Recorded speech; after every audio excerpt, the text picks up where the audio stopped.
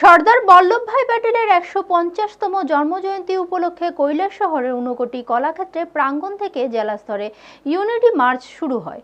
মন্ত্রী টিঙ্কু রায় বলেন, যাত্রার মাধ্যমে আত্মনির্ভর ভারত, স্বচ্ছ ভারত ও নেশামুক্ত সমাজ গঠন এবং নতুন প্রজন্মকে প্যাটেলের আদর্শে পৌঁছে দেওয়া হবে।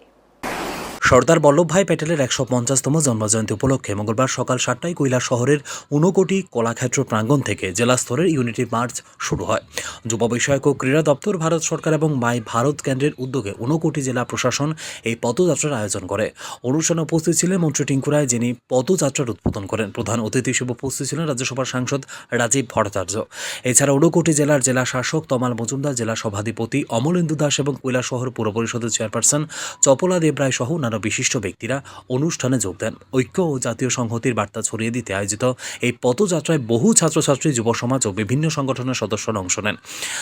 বক্তব্য রাখতে গিয়ে মন্ত্রী টিঙ্কু রায় বলেন, সর্দার প্যাটেলের আদর্শ নতুন প্রজন্মের কাছে পৌঁছে দিতে দেশজুড়ে এই ঐক্যযাত্রার আয়োজন করা হয়েছে। তিনি জানান, এই যাত্রার মূল লক্ষ্য আত্মনির্ভর ভারত, স্বচ্ছ ভারত এবং নেশামুক্ত সমাজ গঠন। রাজ্যের প্রতিটি জেলায় এই কর্মসূচি চলবে এবং আগামী ২৪শে নভেম্বর এই পদযাত্রা শেষ হবে। পাশাপাশি সর্বভারতীয় একতা যাত্রায় প্রতিটি জেলা থেকে দুজন প্রতিনিধি সর্দার প্যাটেলের জন্মস্থান পর্যন্ত প্রায় ১০০ কিলোমিটার পদযাত্রায় অংশ নেবেন।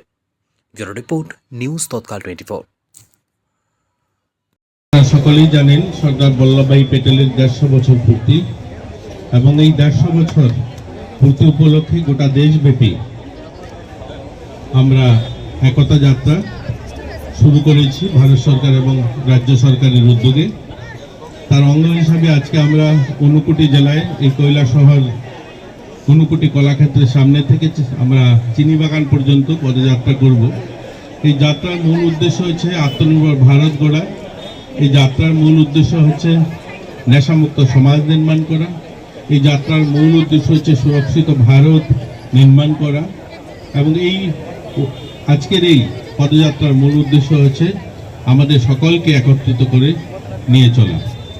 আপনারা সকলেই জানেন, সর্দার বল্লভভাই প্যাটেলের স্বাধীন ভারতের ওনাকে দায়িত্ব দেওয়া হয়েছিল ৫৬০-টিরও বেশি আমাদের দেশীয় রাজ্যকে একত্রিত করার এবং ওনার দৃঢ় সংকল্প, ওনার যে প্রয়াস, সেই প্রয়াসে ভারতকে যেভাবে তিনি একত্রিত করেছিলেন, সেই ভাবনাকে সামনে নিয়ে নতুন প্রজন্ম, আজকের দিনের আমাদের ছাত্রছাত্রী, তাদের মধ্যে ওনার সেই ভাবনাকে প্রচার প্রসার ঘটানো এবং সেই ভাবনাকে নিয়ে একাত্ম যে আমাদের ভাবনা ওনার ছিল, সেই ভাবনাকে এগিয়ে নিয়ে যাওয়া এবং আত্মনির্ভর ভারত নির্মাণের লক্ষ্যে এবং নেশামুক্ত সমাজ নির্মাণের লক্ষ্যে এবং স্বচ্ছ ভারত নির্মাণের লক্ষ্যে আমাদের এই পদযাত্রা। তো এই পদযাত্রায় যারা সামিল হয়েছেন, বিভিন্ন স্কুল, বিভিন্ন আমাদের সামাজিক সংগঠন, সকলকে আমরা শুভেচ্ছা জানাই।